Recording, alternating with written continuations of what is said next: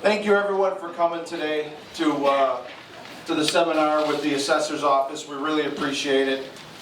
It's unfortunate we're in a very difficult time with the tax reassessment, and I want to thank Assessor Kagi for coming here with his staff to help us understand it and explain how to appeal and the best ways to do it so you can get the best results possible.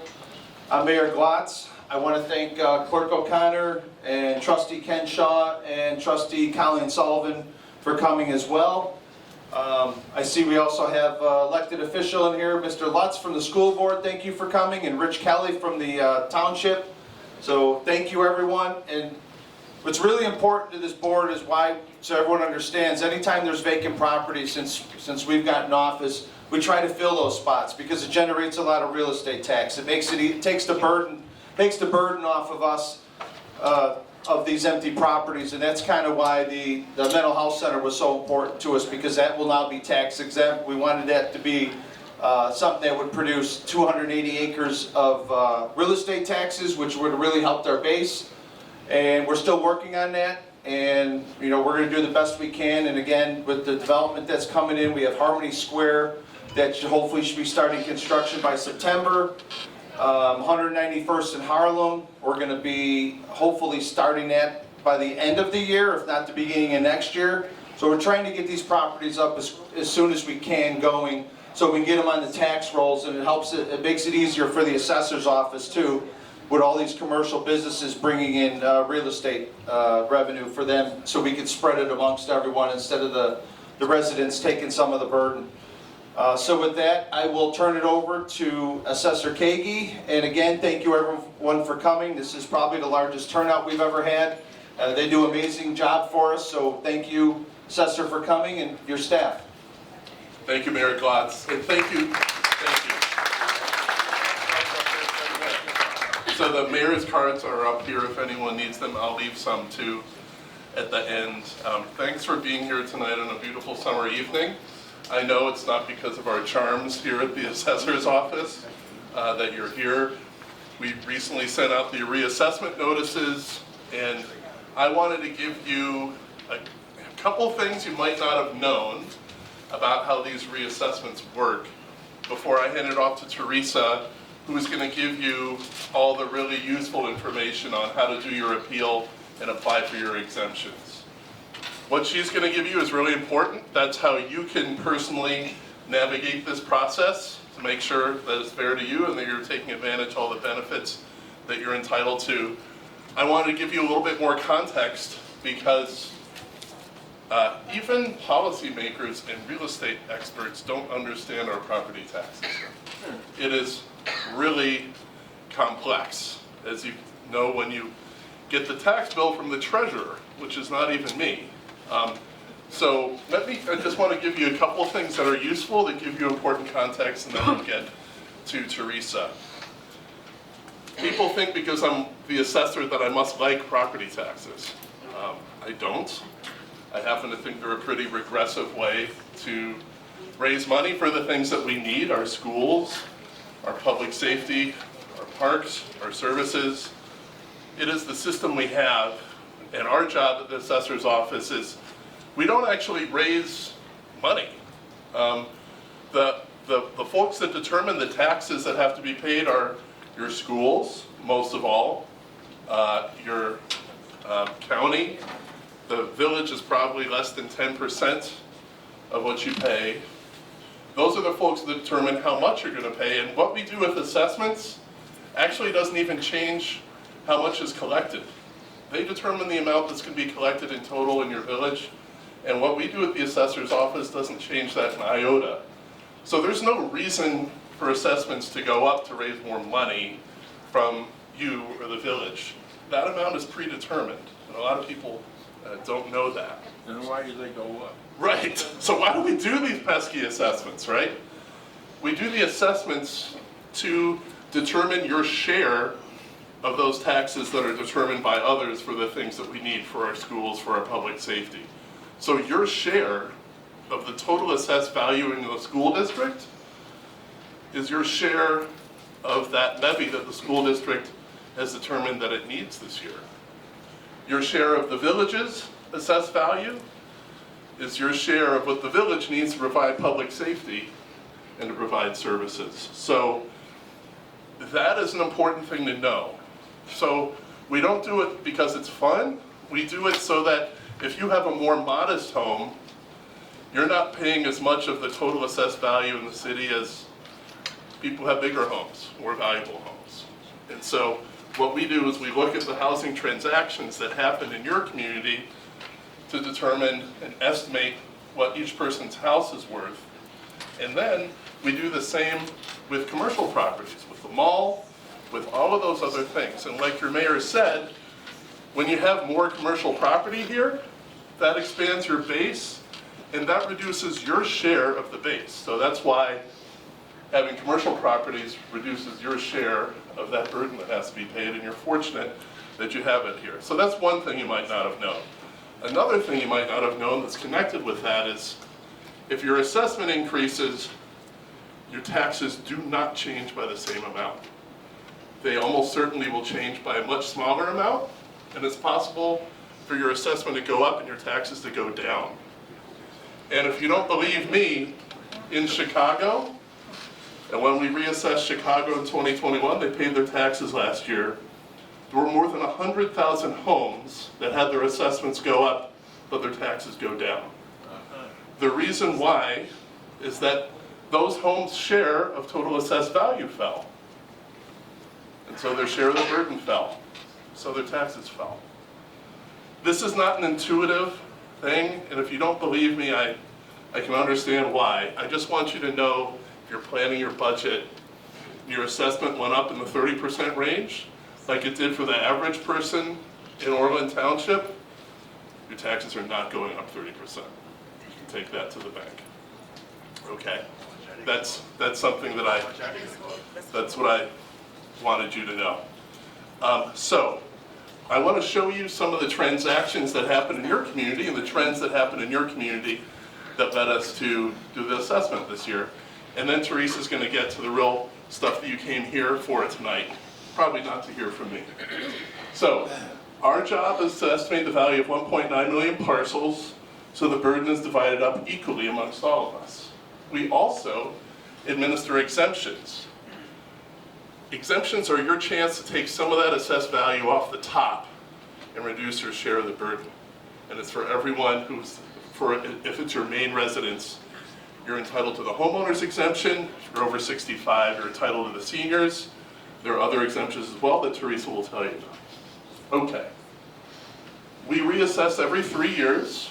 So we're back here. We last did a reassessment in 2020.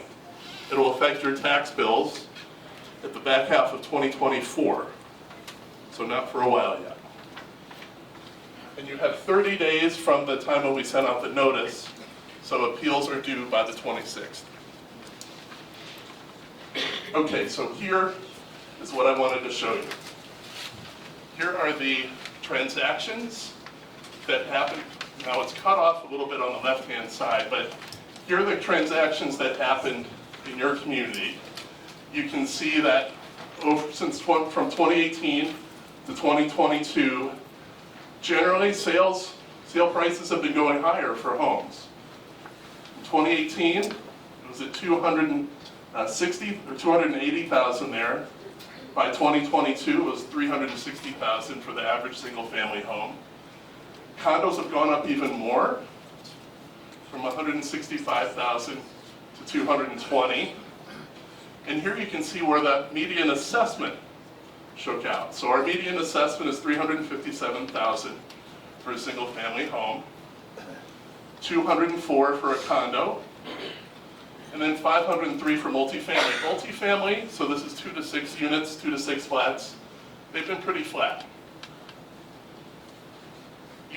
This is just the tip of the iceberg with the amount of data that you can look at if you go to the next slide. On your assessment notice, we list your neighborhood number. And you can go to our website and see, well, what happened in my part of the township? What happened in Tinley Park? What happened in other parts of Tinley Park? And you see what the price range was, how many transactions happened, and you can compare neighborhoods and what went on there. You can do all of this at www.cookcountyassessor.com/Orland-2023-residential. And this presentation is also on our website. And you can get a lot more data about what happened in your neighborhood. Every neighborhood's a little bit different. Western part of Orland, prices went up a little bit more than eastern part of Orland Township. This is what we base all of our assessments off of. Now, we are not clairvoyant. You are the world's biggest expert on your own home. I guarantee you that you know more than we do about your home. And so we always make sure we walk humbly, because you might know things about it that we don't.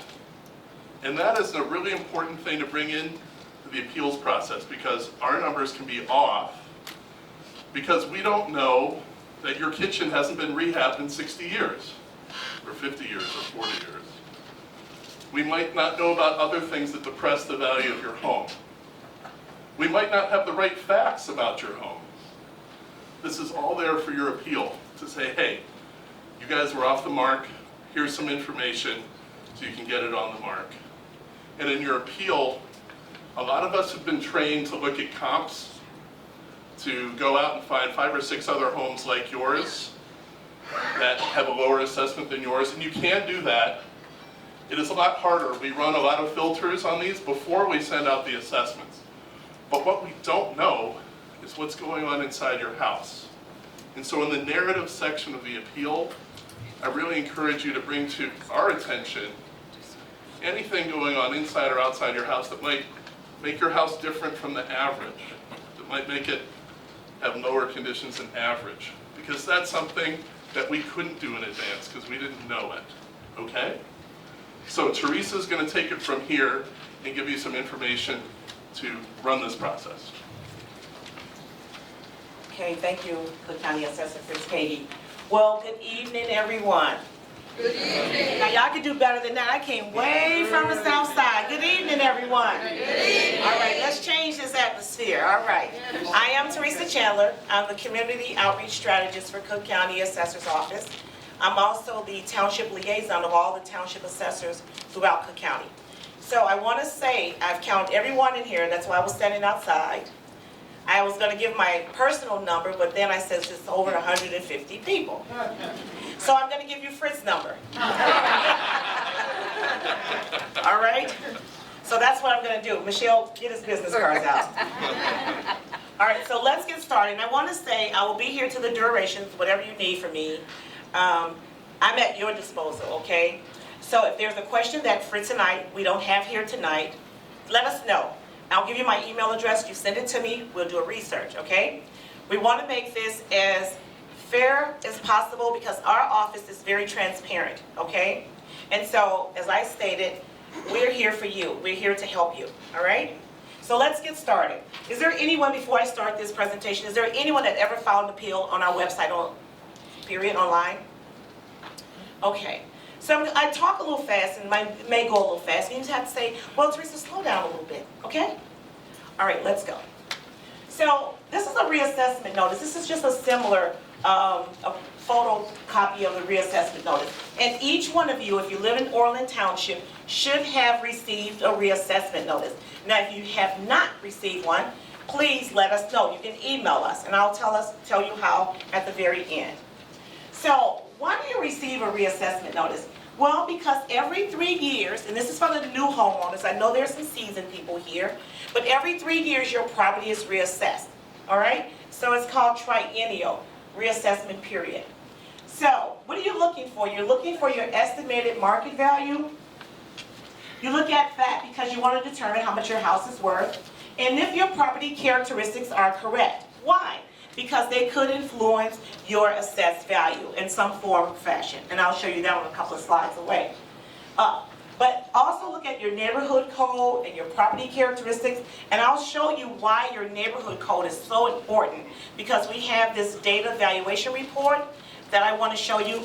It's not a part of our presentation, but I want to give you some insight of what we do in our office. Also look at your assessed value, all right? Check out our valuation report. I'm going to explain that to you. We'll look up some of, if you want to give your PIN number, I'll run through that as well. But make sure that you receive this notice from our office, all right? So, check out your property characteristics as I stated. Your construction type, that's important. Your basement, do you have one? Your garage type, your building square footage. Now, not all characteristics errors have a significant effect on your appeal, but these are the very main ones to check, all right? Now, if they are incorrect, I urge you to file an appeal. If anyone is correct, I urge you to file an appeal, all right? These are the main ones: square footage, exterior construction, garage size, basement, that man cave you got when you watch the Bears game, all right? I urge you to file an appeal. So, this is the process of how you file an appeal. First, you must have an email address, all right? And I'm going through this because we want to take time to answer your questions on the very end. I know this part is probably, you've seen this before, but the questions are more important to us to answer at the very end of this presentation. So, if you disagree with your estimated market value, all right, you can file an appeal. But you must supply a reason, all right?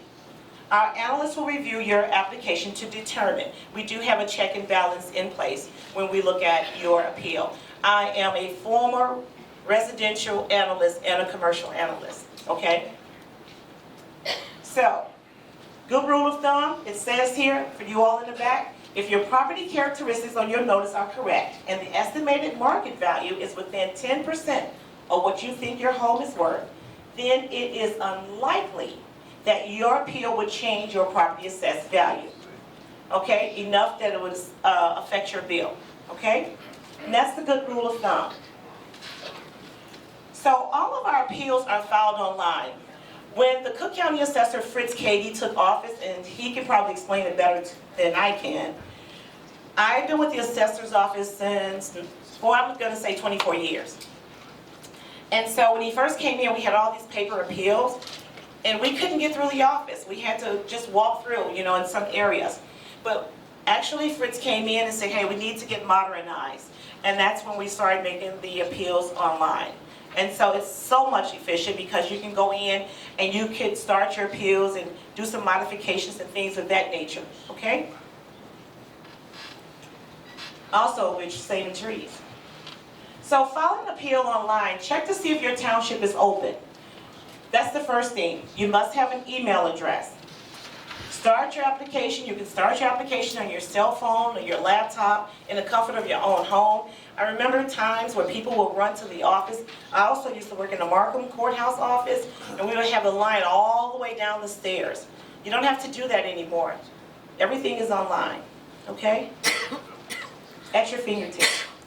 Now, to begin an application, what you do, you click on either residential or condominiums. If you're here for a commercial property, that's a whole nother story. So we're only going to be talking about residentials and condos for individuals that would like to file. And this is exactly how it looks when you file your appeal. Now, the Township Assessor, Rich Kelly, he was here. And if you have any questions as well, he'll be able to assist you too, okay? So you would check the box residential or condominium. And from here, remember you need your email address, all right? So what I'm not going to do, I'm not going to go slide by slide by slide because I want to show you some things that's, like I said, it's not in our presentation on the very end. That's going to really help you. So if you filed previously an appeal, you would put in your email address and your password, and your name would be Happy Oil Township Taxpayers.com or whatever it is. Or you can create a new account. But you must have a valid email address to start your appeal. So you will begin your filings right here. And it would look exactly like this, okay? Exactly like this when you file your appeal. And as I stated, if you have any questions, I'm going to give you Fritz's phone number. So the residential, it says a residential, and it's really small. I know I wear glasses too, that's why I'm standing really close. But it says Residential Assessment Appeal 2021-22. You would click right there for residential. okay? So, and then you would hit the search box. Now, you can say, oh, that's pretty easy. If you make a mistake, it does tell you fix this error. It's like that income tax stuff. Fix it or you can't go to the next slide, all right? So it's pretty simple. And you say begin filing.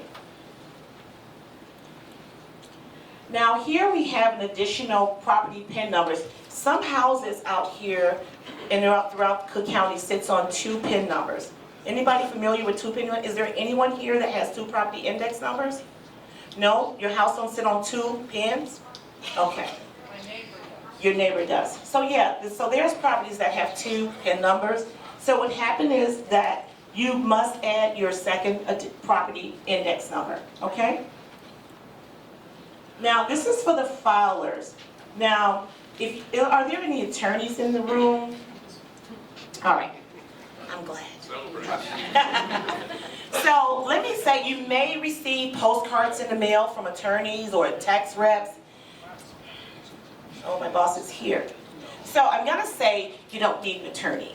Everything is free, and you can do this yourself. It is so simple. When I finish tonight with you showing you different things and how to file your appeal, you don't need an attorney to find your comparable properties and what you should decide how to find a comparable property, okay? So, as I said, it's free. So throw those cards that you get in the mail in the garbage. Now, you would check the box where it says taxpayer owner. And after that, after you check taxpayer owner, you would check taxpayer owner again. That's what that blue box says for the, as I said, that's what that states, taxpayer owner. And you'll begin your filing and it says next. So, this is the screen for your property characteristics, okay? You can take pictures of this if you like. We don't care. If you need the slides, let us know. But if you have questions, let us know as well. But this is what you check your property characteristics. Why? Because it could affect your assessed value. Okay, and if there's something wrong, you can make the changes there. Now, as Fritz stated, there's 3 reasons for an appeal. Well, there's many, but there's just 3 common ones. The first one is lack of uniformity. The second one is overvaluation. Does anyone in here believe that they're overvalued? Oh, wow. Oh, just a few. Okay. So the next one is, so we have vacancy, we have fire damage. Has anyone had a fire damage? Anyone gonna have a fire? Oh, yeah. All right. And we have property description error, building uninhabitable, and building no longer exists. Okay? So these are the reasons that you can find, you can check when you're filing your appeal. Okay? All right. So the next slide says comparable properties. Everyone wants to know what's a comparable, how to find a comparable. But let me just ease your mind. You don't have to submit them. Our analysts will look for them for you. But if you want to find them, I will show you how after the presentation and after the questions are over. All right? How to locate comparable properties. All right? And if you select your neighbor's property, that doesn't matter. Not like they would know, but it doesn't affect your home. You know, it could lower your assessed value, but it doesn't change their value. Okay? And a lot of people, they're frightened if they choose their neighbor's home or their friend's house. No worries. So also, this is just another part of the comparable screen right here. And if you find comparables, you can attach your comparables to your appeal. If you have comparables that you have found outside our database, you can attach them as well to your appeal. Okay? Now, we have an age affidavit. If your house is, say, 6 years old, and we have your house is 25, you have proof that your house is not that age, you can attach information here. Our database is pretty great about accepting data, okay? And pictures and narratives and appraisals and things of that nature. Also, if you have an appeal narrative like the assessor stated, tell us about your home. I didn't say write a book. just give us some things about your home that you want us to know. You know your house better than we do.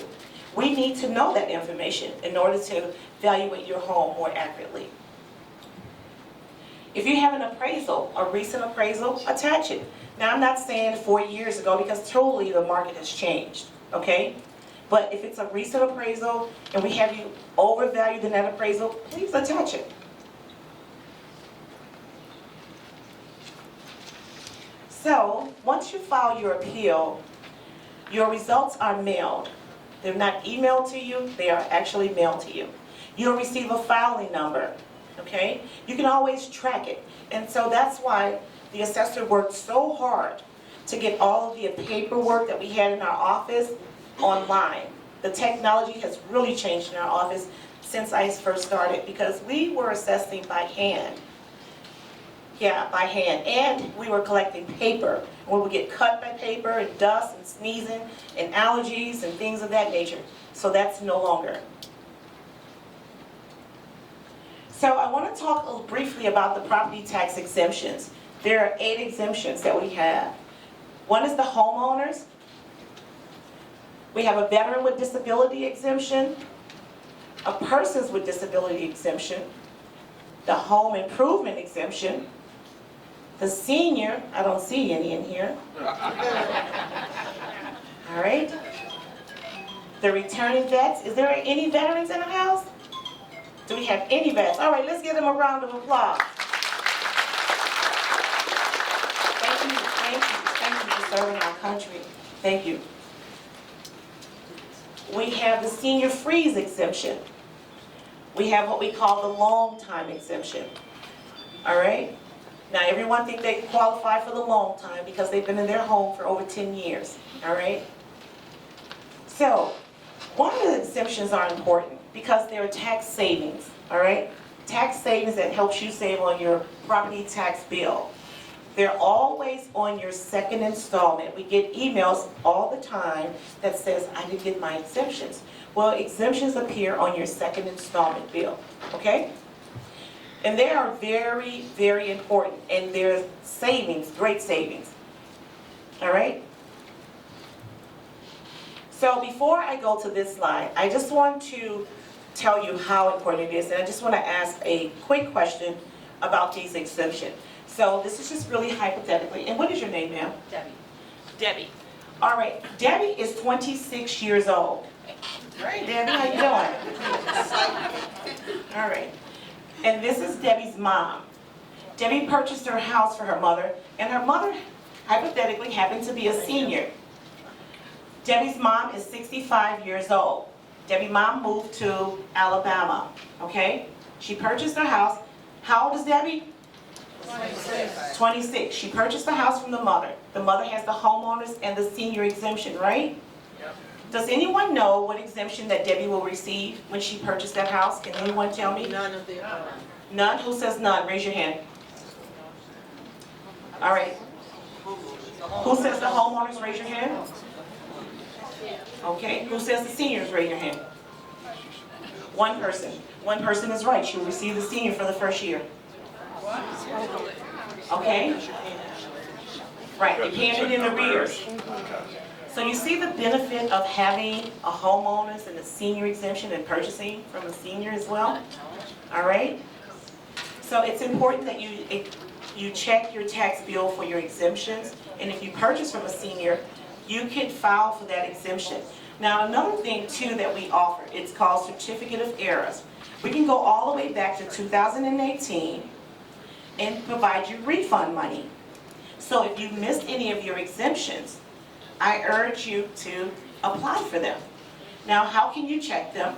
You can go on the Cook County Treasurer's website as well, or you can email us in our office to check your exemptions. And many people say, oh, I have them, I already know I have them.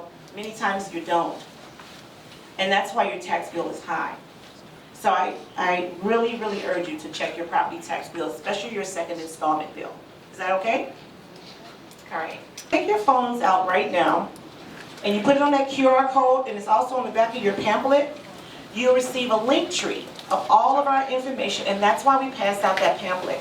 As I stated, we're here to help you, And so with that being said, I'm going to stop my presentation and we're going to get started.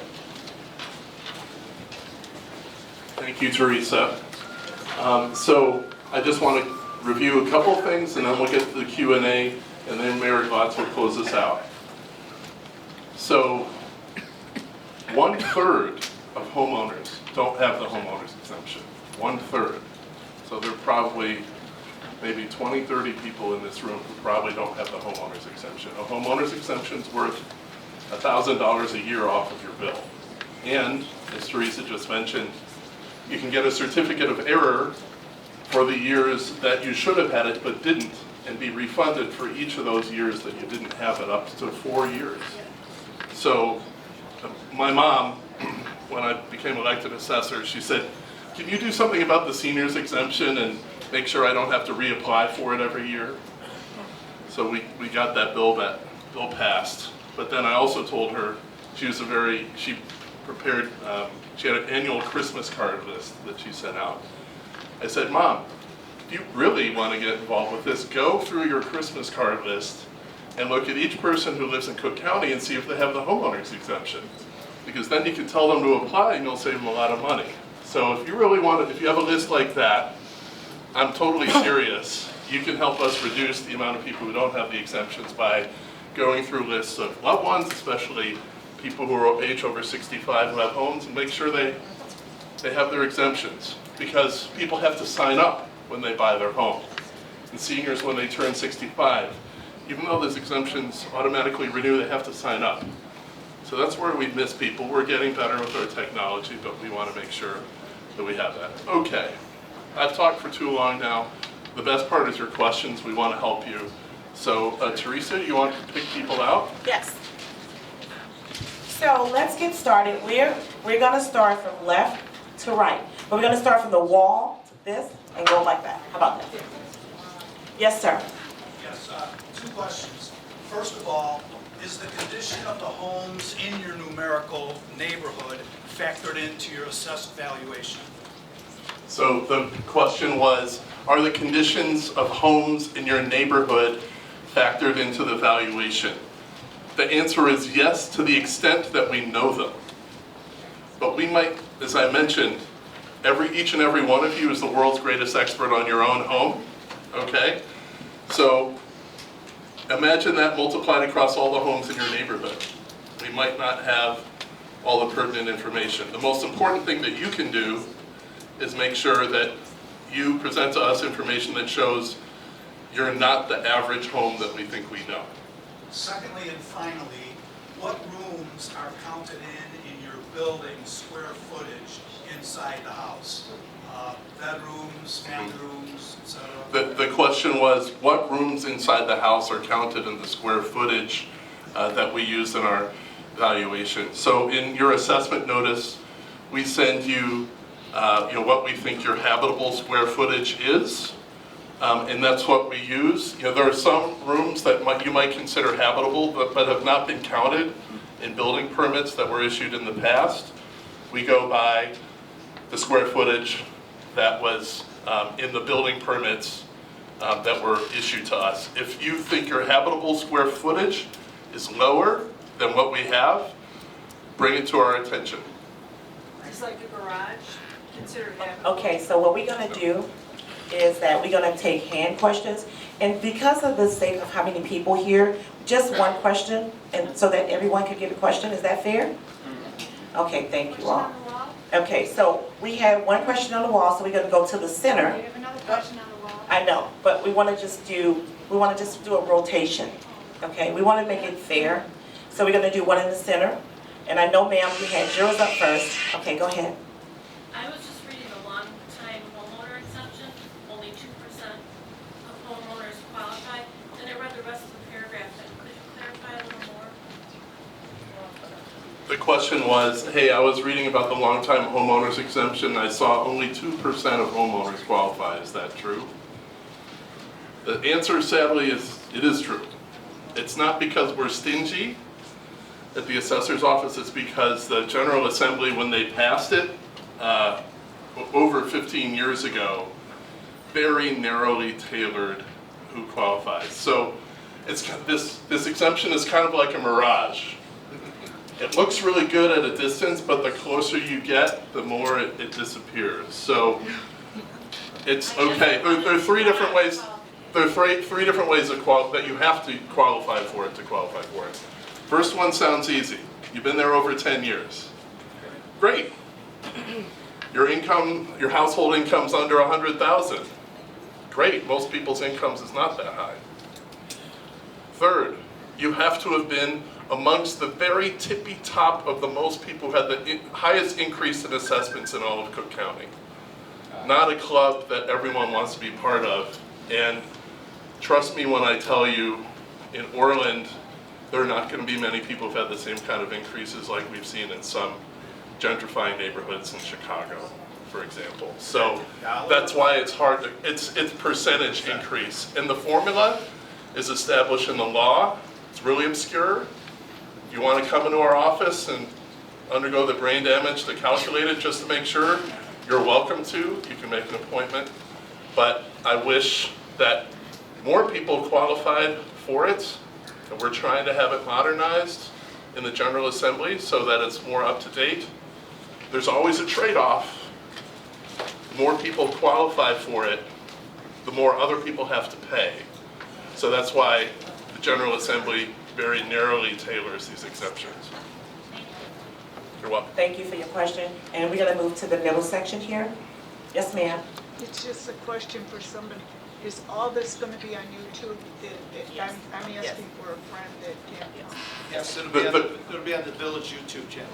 The question was, will this be on YouTube? Yes, it'll be on the village's YouTube channel, the mayor assessed. So we're going to go to the Thank wall you. over there. Any questions? No? Okay. So now we're going to go back to this wall. Go ahead. I have a question about the home improvement exemption and who qualifies for that. Okay. The question was, tell me about the home improvement exemption and who qualifies for it. The home improvement exemption, it doesn't cover every single kind of home improvement you might have. It's really focused on improvements that expand the habitable square footage of your home. And it phases in the assessment on that increase to value over time. That's how it works. So we have an explainer on our website that goes through the homeowner's exemption, and you automatically qualify when there's a building permit filed that expands your habitable square footage. You automatically qualify, and we record it at our office. You can always check with us to make sure it has been added. And I want to show you one thing.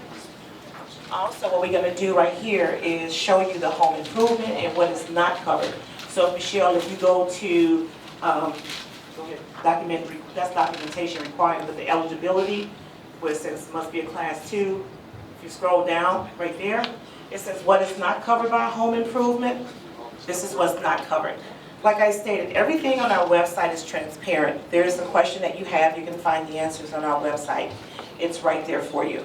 Okay? And generally the theme here is this isn't expanding habitable square footage. It's making it nicer, but it's not expanding the habitable square footage. Yeah. So we already been on that back wall. We're going to go back over here. Yes, ma'am. Could I ask what are the requirements for the senior citizens assessment freeze? Okay. So the question is, what are the requirements for the senior citizen assessment freeze? Well, first of all, I want Fritz to explain about how it became the low income assessment freeze. Well, that's our geniuses in the General Assembly. That was not our branding. Some people might consider if you make $65,000, that's not necessarily low income. But if your household income is under $65,000, you can, and you're over 65, you qualify for their senior freeze if it's your main residence. So you want to tell them a little bit more, Teresa? I do. So if you look up at the screen right here on our right, if you receive, first of all, you must be 65, born in 1957 or prior, okay? Or your spouse or whoever's on the home deed. Household gross income. Also, if you receive one of these eligibilities, if you're on the SNAP program, the low energy program, the benefit access program, the senior tax deferral program, which is run by the county, the state, the county, through the treasurer's office. If you're on one of those programs, you do not have to provide your income, okay? You do not have to provide your income if you're on one of these. And the reason why is we've tried to make it easier to enroll, because to enroll in those programs, your income has to be at that lower level. Yes. So we're gonna go back there? Yes, go ahead, sir. How do we get the comps? How do we get good comps? So the question was, how do you get the comps? How do you get the good comps? So Teresa will help you here. Also, this is where your township assessor is your helper. So your township assessor works for free for you, okay? Doesn't charge a fee, and he's there to help you dig deeper. He and his staff are there to dig deeper. What Teresa said, by the way, is 100% true. When you appeal, it's free at our office, and you might get all these solicitations in the mail, but as the assessor, I'm here to tell you the success rate on you doing this yourself is exactly the same as it is for people who solicit you or are charging a fee. Okay, so you're the world's biggest expert on your home. So here's Teresa. She's going to tell you how you get these comps. Okay, go back. So one thing, as I stated, you do not have to provide comps. Our office will find them for you. But if you take a look at the screen, all right, I'm going to show you a few things. So hit search, Michelle. We're very transparent. So this is someone's house, all right? And if you go up a little bit more, Michelle. Here, I'll show you. So look for comps, go this way. So Michelle is left-handed, so I can't use this left-handed mouse. So you see this blue box here? It says more in-depth property details. You can click there. And so remember, we're transparent. So also we have your neighborhood sales, that's gonna be there. If you click there, okay, and you can click there, Michelle, I can't use your mouse. So there's comps, all right? There's sales, there's data. It's all on our website, all right? Now, another place that you can find them is go to interactive mappings, Michelle. It's our Cook Viewer. So if you go back to our website. Yeah, Cook Viewer. Here. Oh, it says it's blocked, but. So if you go here, I'll show you really quick. And you go to interactive mappings. And you put in a PIN number. Look at one, 20. Anyone want to put in their PIN number? We may raise his taxes, so he won't give us his PIN number. So put in 2018. 412. And that's it. Okay, so you put in the PIN number. And so this is how you find your comps. So if you notice, that's the PIN number. At the very, scroll down and say compare this property. So it goes here and say compare this property. Compare this property. Right here, Michelle. So you compare the property right here. And once you start comparing the property, here we go.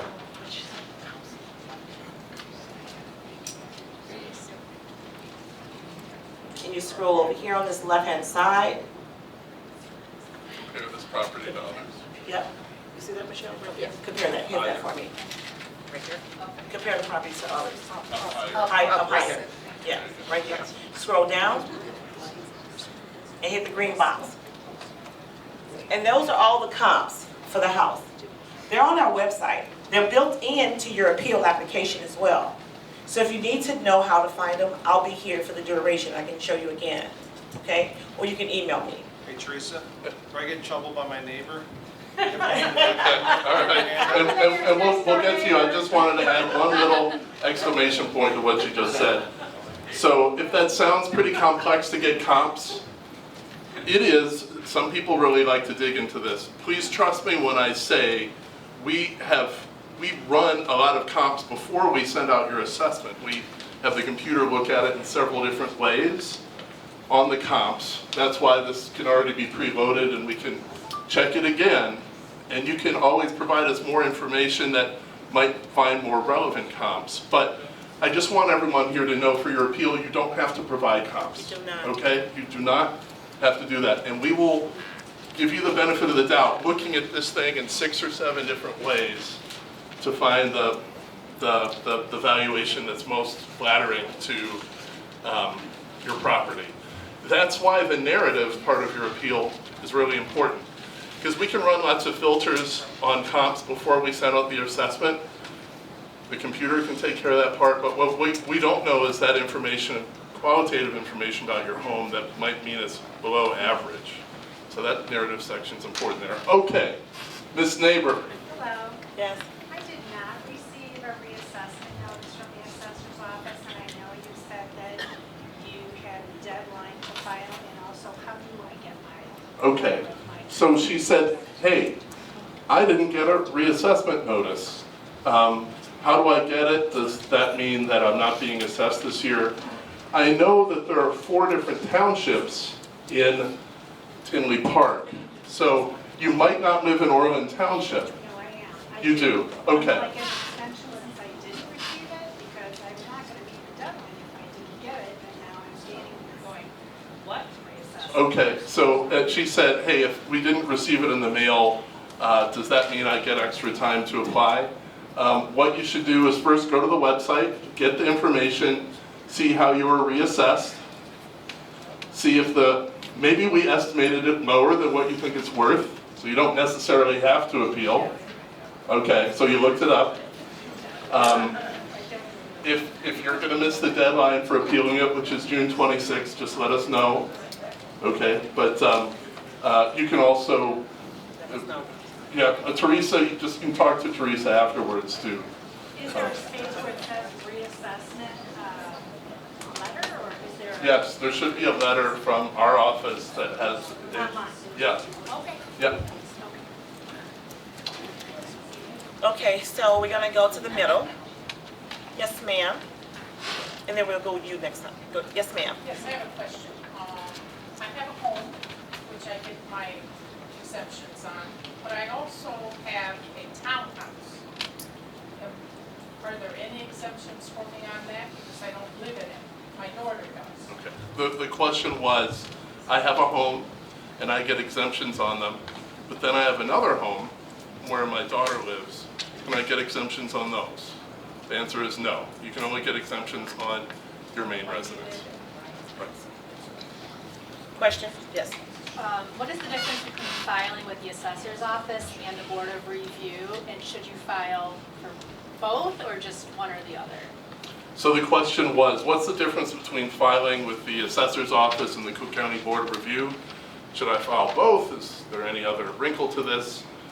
The answer is you get 2 different looks at your property. So first you file with our office, the deadline's on the 26th, and if you don't feel like we treated you fairly, or you didn't get due process, or you didn't get a satisfactory outcome, you can also appeal at the Board of Review. So you have a right to appeal there. You actually have 2 other ways to appeal if you love appealing. The Illinois Property Tax Appeals Board and Circuit Court. It's Illinois. You get lots of chances to appeal. On the wall over there, any questions? So we're gonna go to the back over here. Yes, ma'am. You said the appraisal, like, it can't be measured in 5 years, so Fine. what was, like, I guess, a reasonable amount of time that an For an appraisal appraisal. can be considered, like, reasonable? The question was, I have an appraisal, but how recent does it have to be? We'd say 18 months. At least. That's it. That's the max. We assess the value of your home as of January 1st, 2023. So if it was issued in 2022, that would be useful information to us. Otherwise, it's going to be stale. So we're gonna go with you, sir, in the back, and then you. Can this process work against me? If I give more data, If he will found you it, use yeah. it to charge me more? So the question was, can you use this information against me? Actually, you're talking to a guy who appealed his assessment up right here. So, but no, it is extremely Only in the cases of fraud or misrepresentation have we in the past raised valuations on appeal. Okay. Next. Do you know what month the Orland Board of Review will come out? Do you have that projected yet? So the question was, do you know when the Board of Review's deadline is? The answer is I don't know. It always comes after our deadline because we get your appeals. We'll start looking at them on the 27th. Then we'll send out notices probably early in the fall. And then only after that do we send the numbers to the board review. And then only after that would their deadline kick in. You can pre-file with them if you're not going to wait for the outcome from us. But their deadline won't be for months. How far in advance do you send those out?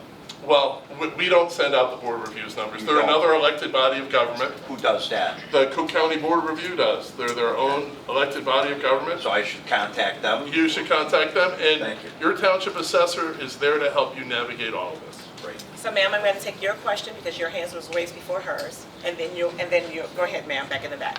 Yours first. Okay, I have a question, obviously. The exempt. I got an exempt in 2017, missed it in 2018, but I got it in 19 and 20. So she. Why is that? So the question was, I got an exemption in 1 year, but I didn't get an exemption in 1 year, but I did get it in others. Why would that be? Yes. The answer is, we had a 40-year-old computer system that was put in place when the Blues Brothers was still in the theater. Okay? I wish I was joking. Probably some of us saw it in the theater when we were young. If you think a 5-year-old phone crimps your act, try managing America's biggest property tax system on it. We've replaced that system, but there were gremlins, and sometimes exemptions could be dropped. Sometimes, if you refinanced, our records might think that you'd sold it because the system was pretty crude. It's a disability. But if it was a disability exemption, that might have meant that we didn't have the form from the Secretary of State's office, or you didn't fill it out. In any event, you can apply for a certificate of error. Yes. With us. We can correct the record. You can be, be treated as if you had it, and you'll be refunded the amount you overpaid. Ma'am in the back, yes ma'am. I believe I'm in Bremen Township, so I'm gonna assume that they're all on the 3-year reassessment, if I'm correct. Do you know if Bremen's gonna be reassessed? Are they on the same schedule kinda? The question was, I live in Bremen Township, not Norland Township. Am I gonna be reassessed later this year? Are we on the same schedule? Yes, this is the year that Bremen Township will be reassessed. It will not come out for a little while yet. We have several towns to do before we get to Bremen. And so you'll get a notice, and then you'll follow the same process that we have in Orland. Once we send out the notice, you'll have 30 days if you want to appeal.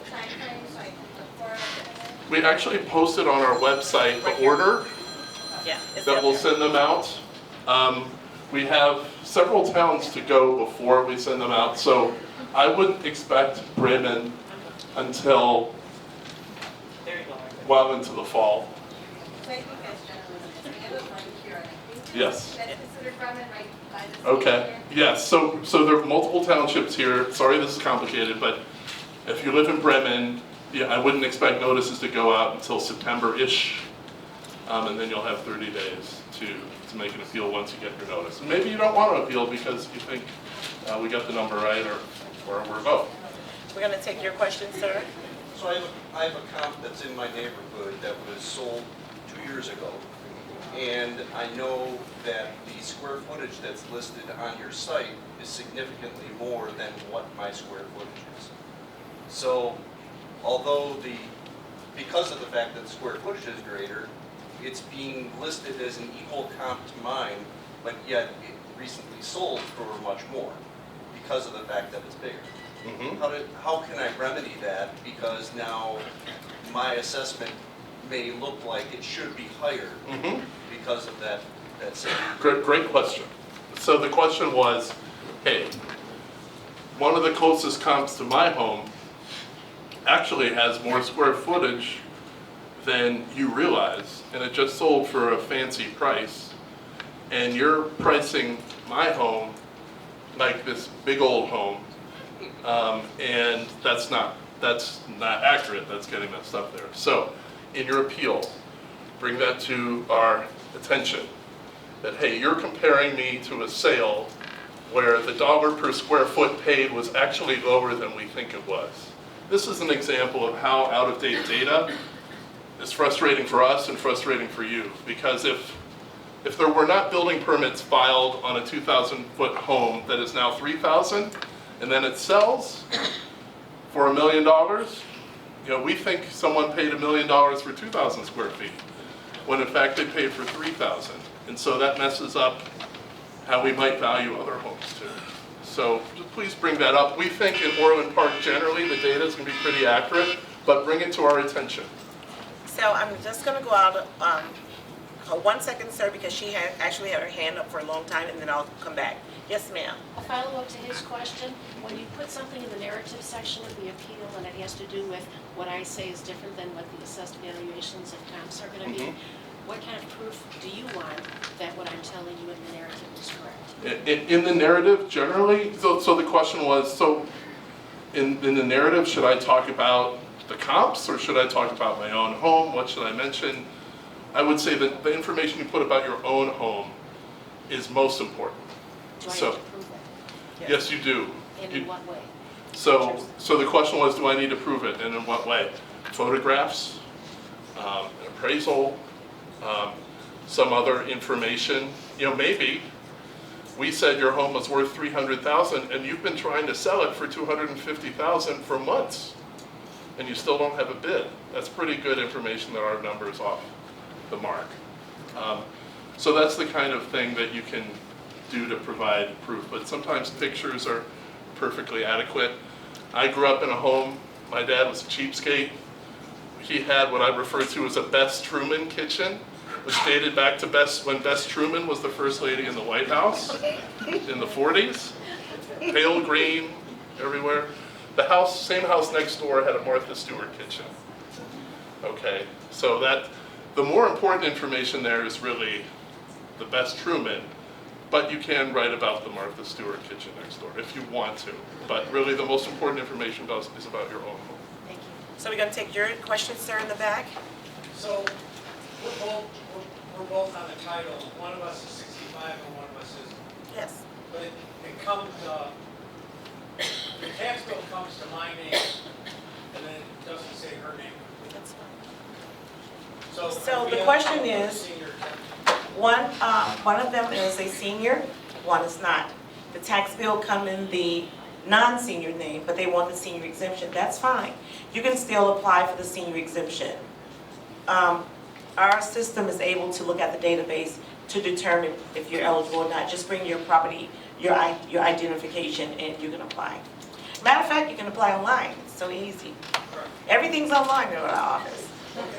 So we're going to go with the question over here with the guy with the burgundy shirt. Can you go over qualifications required for disability exemption? So persons with disability exemption. All right, let's bring it up. So the persons with disability exemption, you don't have to be physically disabled, but we have a form that's called a P-Tax 343. P-Tax 343. You take this form to your physician. Your physician fills the form out. You bring it to our office, or you download it for sure online, and you fill out the persons with disability application. All the requirements are there. You must have lived in your house and been paying the property taxes, okay? Same as the homeowner's exemption, all right? You must be liable for those property taxes, but you must have that form filled out, or you receive Social Security disability, okay? And then you can apply for the disabled exemption. You're going to receive up to 4 exemptions. It's possible, okay? So he wants to know how can he add a comparable property, right, to his appeal. That's, yeah, you can add a comparable property on our website. Can you show me that screen and how to do it? Because it So will we not will let me- have to actually log into the system as we are performing a real appeal. But there is a place, and what we could do is get your phone number and we can go through it as you file your appeal. But there is a place, and you can Do it also, right after this. yeah, if you want to start your appeal right after this, we can do it, okay? We can start it and you can complete it once you go home. Or you can go to the mayor's office or your township assessor's office, and they also can do it for you as well. There is a section where you can put in your own account. Definitely. So, we're gonna go, we've been here, we're gonna go back there. Yes, sir. I have a question concerning the senior freeze. You mentioned number $65,000. Is that adjusted gross income? Is that retirement income included on that as well? And if you do get the senior freeze, must you reapply for that each year? Once you got it, you got it. So he wants to know, is it an adjusted gross income? It is adjusted gross income. It is gross income, okay? Now, you have to apply every year because it's income-based, all right? During the COVID period, for the safety of yourself in our office, we automatically renewed the exemption, but now you must apply annually. And so just to answer your question, the adjustments are on our website. When you apply for the senior freeze, you can see the adjustments that you make to income to calculate if you qualify or not. And you do have to apply every year because our incomes often change. What I also noticed on mine, there was a 2020 senior freeze. I haven't been able to locate one for 2021 or 2022.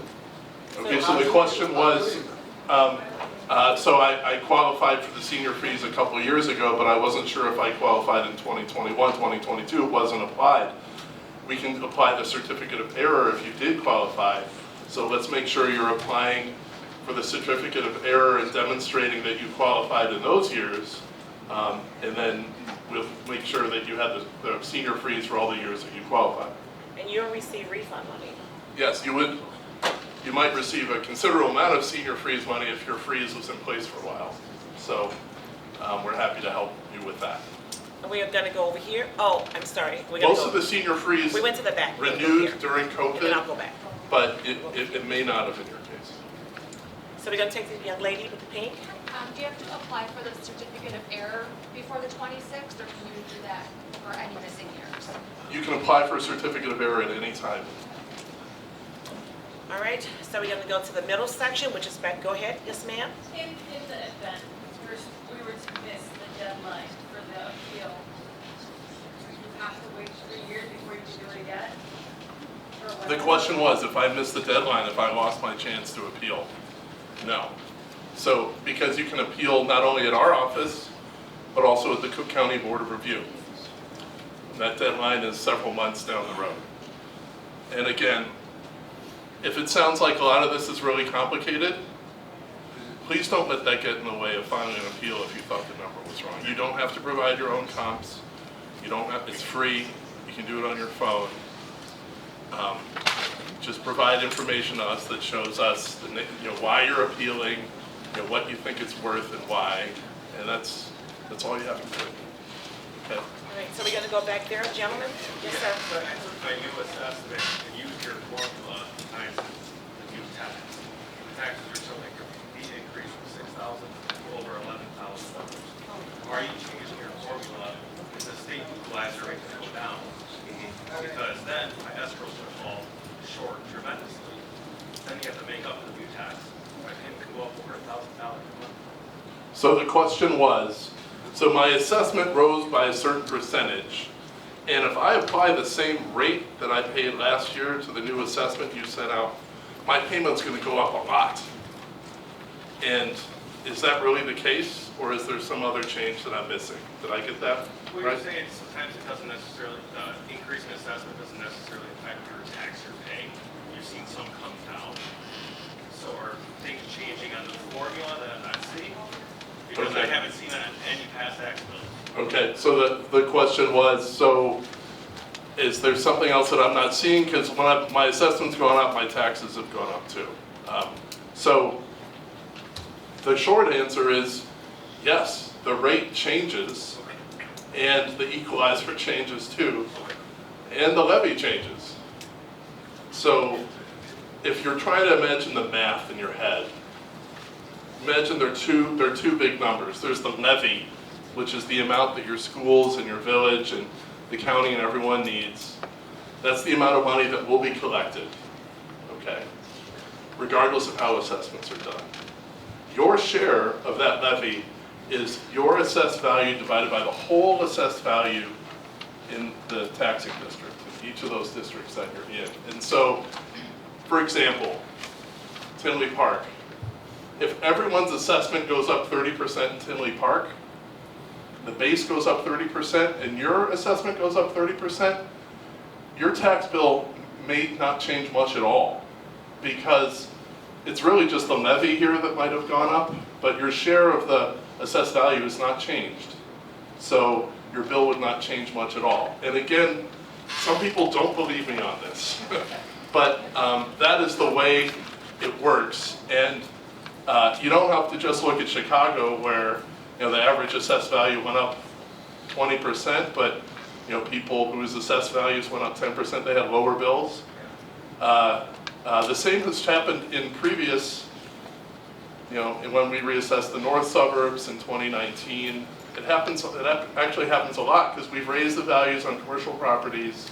It's reduced homeowners' share of the burden in a lot of these places, even though their own assessments went up. So I wish I could give you a specific number. I can't for a number of reasons. It's dependent on how appeals shake out here. It's dependent on how assessments and appeals shake out at the Board of Review. And it depends on what's going on with levies of those taxing bodies. That is Illinois' property tax system, I'm sorry to say. Follow up real quick.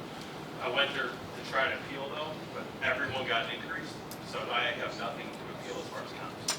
Okay, so he said, hey, I was going to comps and it's frustrating because everyone else's assessment went up the same and we're all kind of the same. Sorry. Yes. Housing values went up, and we're running a lot of filters on comps so that we get everything comparable before we send out the assessments. That doesn't mean we're always right though, because you're the world's biggest expert on your home. You know more about what's going on inside it than we do. And so I'm telling you, in the appeal, that narrative that provides qualitative information about what's going on inside your house is a better use of your appeal time than hunting for comps, because we run a lot of filters on these now before we send out the assessment. But you can, and you don't have to fill out your own comps, you can, but you don't have to. So we're gonna take a question over here with the lady right here. Okay, question. My husband had the disability exception, and then it seems like probably around 2018 it went away. Is there a reason? Does it drop off? Do you have to reapply every year? So you do have to reapply every year, Okay. because people's disability status can change. Not everyone's can. We're trying to change the laws in Springfield so that it's easier to automatically renew. If you're being automatically renewed at the Secretary of State's office, you ought to have it automatically renewed at our office. But if it dropped off, you can apply for a certificate of error for those years that he didn't have it. So we're gonna take a question over here, which is this young lady right here in the front.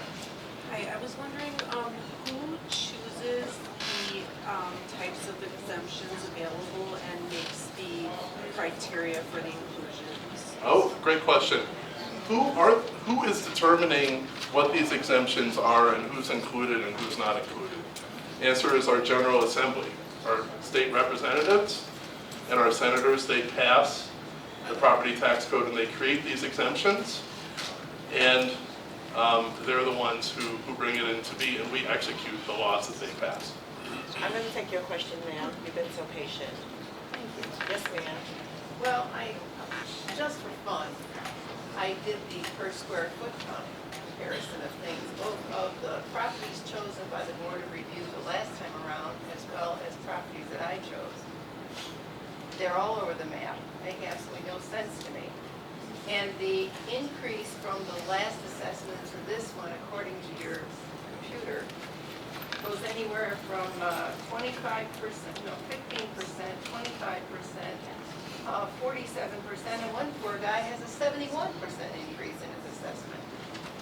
Would one think that if you live in the same area, that the properties will go up in a similar way, particularly if they are similar houses with the same area code and the same class and the same everything else, but the percentage of increase is all over the map.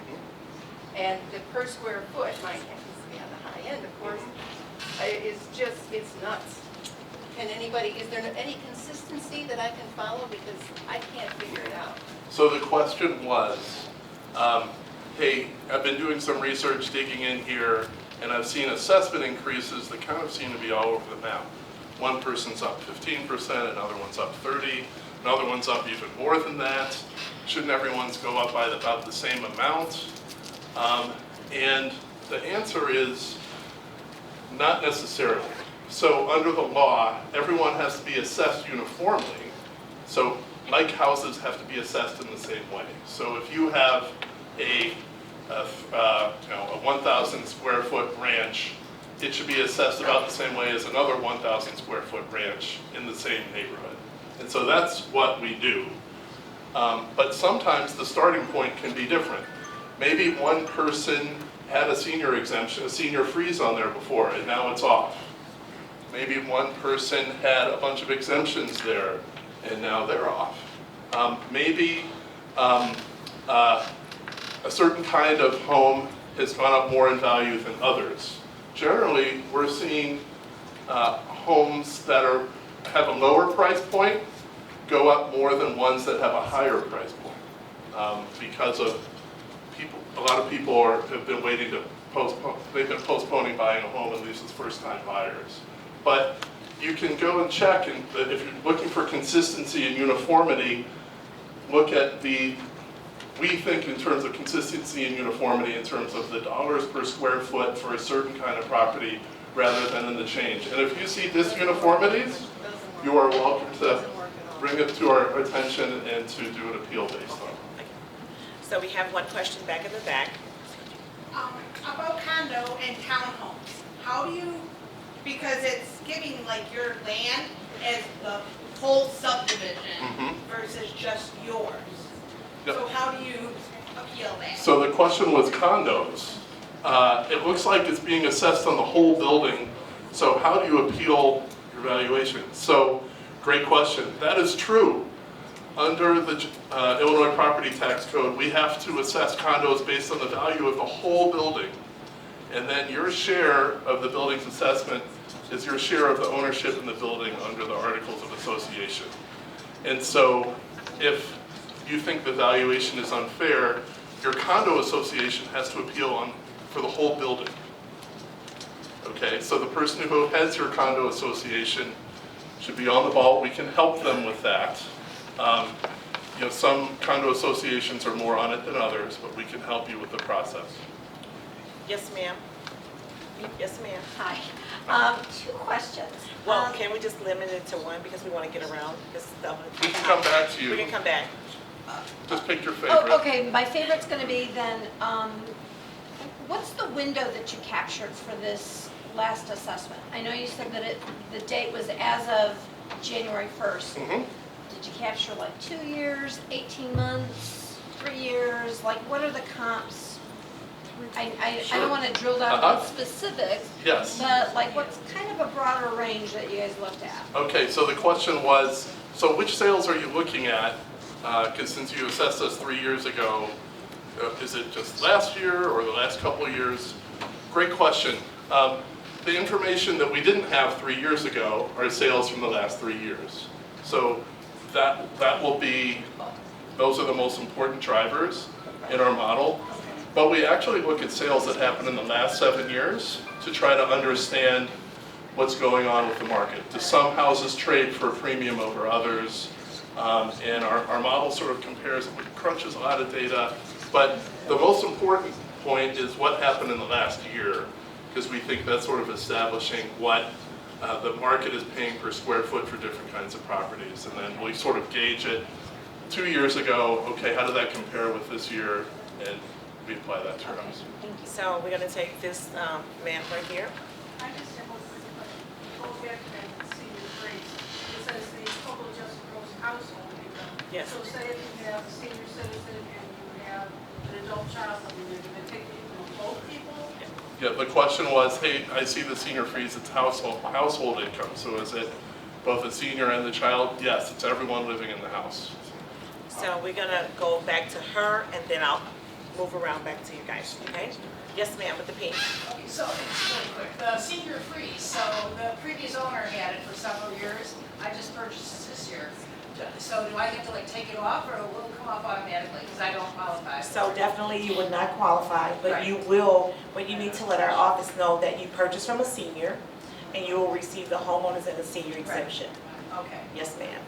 So we're gonna go over here, lady in the pink shirt. Yeah, so regarding the missing disabilities, I'm using the P-tax form, or do you have to get a doctor to sign multiple years forms, or like each form is for 1 So year? what you can do is actually put the years on one form. Okay, Her question was, she wants to go back years for the person with disability exemption. Can she file on one form for 2018, 19, and 20? Yes, you can, as long as the doctor put in the dates that was in there, okay? And also make sure you fill out the persons with disability exemption form. We're gonna come back around to the back. Is the back wall have a question? Yes, Mayor?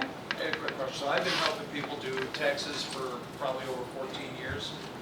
And I was taught originally when I got involved, I went to one of these meetings like this, and when I spoke to them, they always told me that there will be pockets of areas where there's not a lot of turnover, where people have been living there 40, 50, 60 years, that their taxes, those are the ones that a lot of people use as comparables, because without it selling, sometimes they don't, the market value doesn't go up as quickly as high as the houses that are flipping every 5, 7, 10 years. You wanna take that, please? So the question was, in the past, parts of the area that have not had many sales might be good ones for comps because they hadn't sold in a while and maybe our model hadn't caught up with it or something.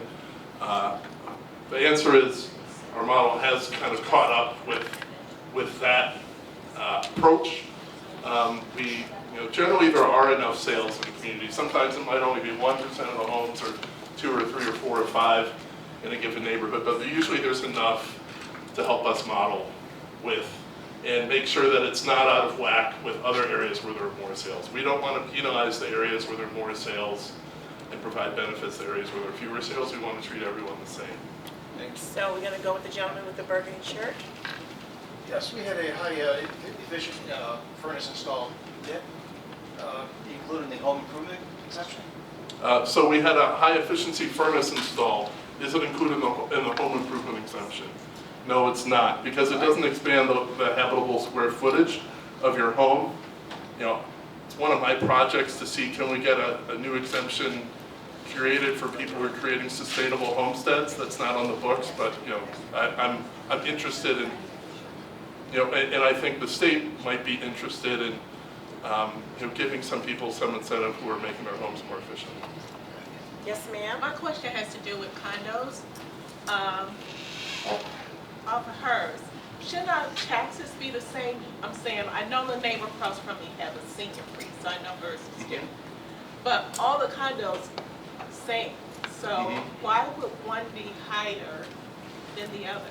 Sure, so the question was, in a condo situation, with some people having exemptions like a senior freeze on it and others not, how can that be? Well, I understand the senior freeze will be lower. Yeah. But I'm saying, those of us that are not seniors, Yes. why would our taxes still Okay. Okay, so the question was, how can condo values be different when our condos are the same in the same condo building, right? Right. The answer is the percentage of ownership in the articles of association at your condo. So imagine, for example, there's a 10-story condo, one for each floor, and one is allocated 20% at the bottom floor, and everyone else is allocated 9%. The one that's allocated 20%, even though it's the same as the others, pays more. So you want to make sure that the Articles of Association reflects the actual distribution of value within the condo. And that is really hard to do. And A lot of people who own condos have brought up to me that, hey, this seems to be unfair. This seems to, in our Articles of Association, the penthouse is being counted the same as the bottom floor, when we know the market will pay more for the penthouse than for the bottom floor. I'm like, yeah, that's true, and it needs to be reflected in your Articles of Association. So we're gonna take your questions, sir, in the back. On the townhouse, we're going to build your assessment. Does it have to be filed through the association? Is the townhouse part of a condo association? It's a four-unit building, each is a townhouse. Okay, so it's a 4-unit condo. So your condo association has to appeal on behalf of everyone. Is there a difference between a townhouse and a condo? He said townhouse. Well, it's townhouses can be condos. Is it a condominium form of ownership, or is it? It's just townhouse. If it's just a townhouse, then you're on your own. You're free of having to be assessed as a whole condo unit. Just make sure that your townhouse is consistent with others like it. Okay? Okay, I'm gonna take this gentleman question in the front. For time's sake, we're almost near time. For $100,000 more than last year. And what is the taxes, how high is it gonna go? Because I got a letter from a lawyer that says it's gonna be $8,900. How does he know and you don't know? Okay, so the question was, so my assessment went up by $100,000, the market value. And I'm getting letters in the mail saying that my tax is going to be so-and-so. How does he know and you don't know? The answer is, doesn't really know. He's trying to scare you into doing an appeal with them. That's the answer. So, first of all, if the assessment was inaccurate, if you think it was not an accurate estimate of the value of your house, appeal, you can do it here and cut out the middleman, and your success rate is going to be just as likely if you do it on your own as you pay someone else, and you get to keep the money. Right, and you can also use your township assessor, but the other thing to know is that if your assessment increased by 30%, your tax will not go up 30%. If you probably read the fine print of what he's saying, if there'll be a lot of weasel words in there, it will be could, might be, as much as, bold print. It says your taxes will go up 3%. 3% of the existing taxes, or 3% of the 300,000. Well, the thing is that it depends on how much assessed value is growing and overall in Orland. Overall assessed value in Orland's up about 38%. Okay, so if your assessment's up in the 30s, your taxes may not change much. There's still some things that have to be determined. Appeals at our office, appeals at the board review. They may modify commercial a lot, we don't know. But what I can say is that your taxes will increase by a much smaller percentage than the percentage by which your assessment increased. That's what I can. So I want to say, for the sake of time, I'm going to take 2 more questions. You guys have been just phenomenal. Thank you all for being here. I'm going to go right over here. Happy to be here. You guys are hardcore. It's a beautiful night out there. Enjoyed your company. You've been a great audience. Yes, ma'am. It's a quick question, and I'm not sure if it overlaps with the home improvement. But you mentioned, like, with the narratives, we may, like, say about our kitchen that it's old. Can we add, like, windows or, like, the driveway if they need? Yes, so the question was, in the narrative about, quality of the home, is it just the kitchen, or are there other parts? Anything that you might think that impacts the value, the market value of the house, where we assumed it was average, and you're like, look at this. So you can put all that in. So if your kitchen is what it was built with, you should put that down. Yes, Like my house right, is if your 22 house years was old built, and my right, kitchen is if your 22 house years was old, built in the 50s, and the kitchen is from the 50s, mention that. So we're going to take the last question. Yes, sir? Yes? I live in an area that's still building homes, and these are some nice big homes going up. I'm in an older home in the area. Do you base the assessment on what these new homes are going for now? My assessment went up to 50%. Are you basing it on what these new homes are going for in the area, or looking at my older home? The question was, so I'm living in a part of town where there's a lot of new construction. And my home is not like these new homes that are being built. And though the values of these new homes are going up a lot, is my home being assessed like them? My assessment went up 50%. Did I get you right there? So our model looks apples for apples. So it looks at the year of construction, and it'll compare your home to other homes with the same kind of year of construction, and it will treat new homes as oranges rather than apples. So they shouldn't be comparable. However, if there is a lot, if we're seeing new homes go up a lot, we might say, okay, everything else being equal, we would expect other homes in the neighborhood to go up, but we're not going to value them the same way. We're not going to value apples like oranges. But you might want to mention in your narrative that fact. There are a lot of new homes being built right around me, and I have an old home.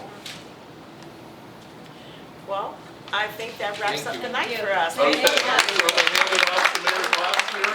You want to close this out? Again, thank you everyone for coming, and especially thank you to the Assessor's Office, Assessor Kagi and all his staff, Teresa, and fellow left-hander Michelle. I'm with you, I'm a lefty. And again, most importantly, it was important, and I'm glad that you addressed that. That's why, again, going back to where we talked about filling open spaces and a lot of the tax burden going to the commercial base. So if you look at the taxes, your 159th corridor, your Harlem corridor, 171st in Harlem, 171st and 80th Avenue, and you go back, you go on our village website, you can click the property and it'll take you right to the assessor's office, and you can see all the previous year's taxes on how they've just been going up. And even though, trust me, I don't want mine to go up either, but and my assessed value I think went up about $95,000.